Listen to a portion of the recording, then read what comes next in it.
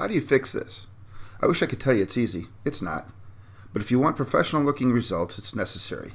If you leave it, it'll look like this. You can't really see it from far away, but as you get closer, you'll see it and it doesn't look very good. You will also see this if light or natural light hits the wall. Fixing these imperfections before you paint will make all the difference between professional and rookie results. What happened here is somebody patched the walls, didn't sand them, and then painted over it. They also painted the walls with semi-gloss paint, which makes it more difficult to sand. You could try sanding this, however, because it's semi-gloss, it will gum up the sandpaper and you'll go through a lot of it. Another reason why I won't sand this is because whoever did the patching used spackling, and spackling is very hard to sand. Here I'm using a block sander with brand new 80 grit sandpaper, and it's not coming down very much at all. So the only way to fix this is to repatch the wall with taping compound. Before I start patching, I'm going to use 80 grit sandpaper and sand the entire wall. I'm doing this to knock down all the high spots and scuff up the wall for the taping compound. Incidentally, every wall in the house had an issue or problem like this on the first floor and the second floor. It took a lot of time and a lot of taping compound before I can even paint the walls. The compound I'm going to use is the +3 tinted. The reason why I'm using this is it goes on very smooth, it sands and feathers very easily. You don't want to use it right out of the box, it's too thick. I'm going to empty the entire box into a bucket because I know I'm going to use all of it. If you're not going to use all of it, just take what you need and mix it in a small container.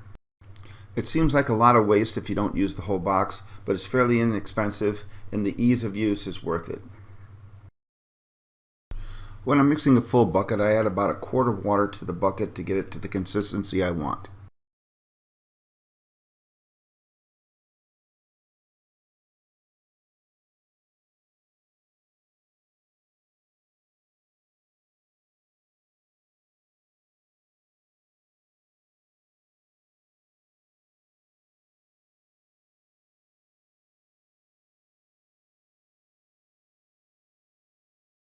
When I'm done, I want the consistency to be like pudding.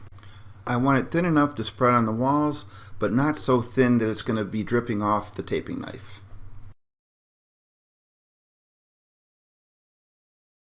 Now I'm ready to start patching. You're going to see that I'm patching large areas at a time. By the time I was done patching the walls, I realized later that it would have been easier just to float the entire wall. As you'll see later in the video, there wasn't much wall that I didn't patch.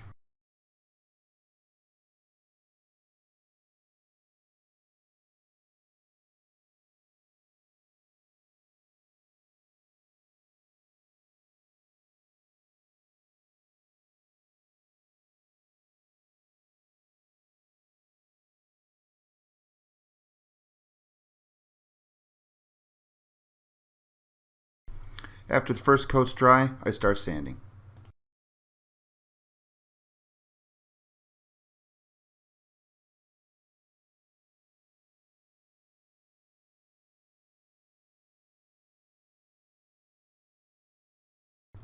After I'm done sanding, I check the areas for high spots. You can see the high spots through the areas I patched. If I was to paint the wall now, they would show through, so I'm going to have to put another coat.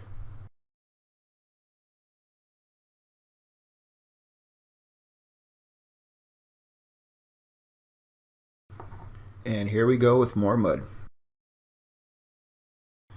I worked on this every day after work for about a week and a whole weekend just to do the second floor to get it done and ready for paint. I did this part before I moved in because I knew I can have the whole second floor. If I would have waited till after we moved in, I would have had to take one room at a time and it would have taken forever.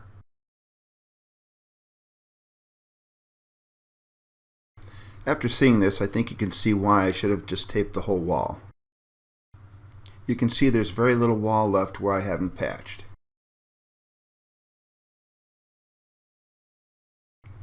And I'm still not done.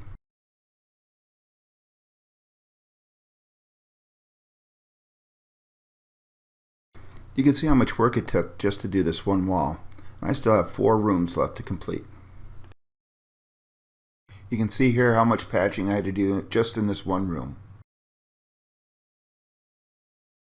I will say the other rooms weren't as bad as this one.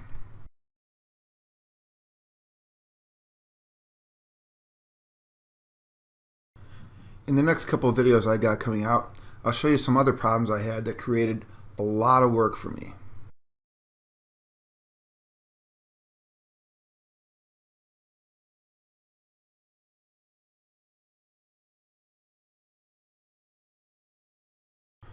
You'll probably notice that I had to remove the base, the casing, all the window trim. If you're patching and painting, you normally wouldn't have to do that. In the next video, I'll show you why I had to remove it and what I did to fix it. Until next time, thanks for watching.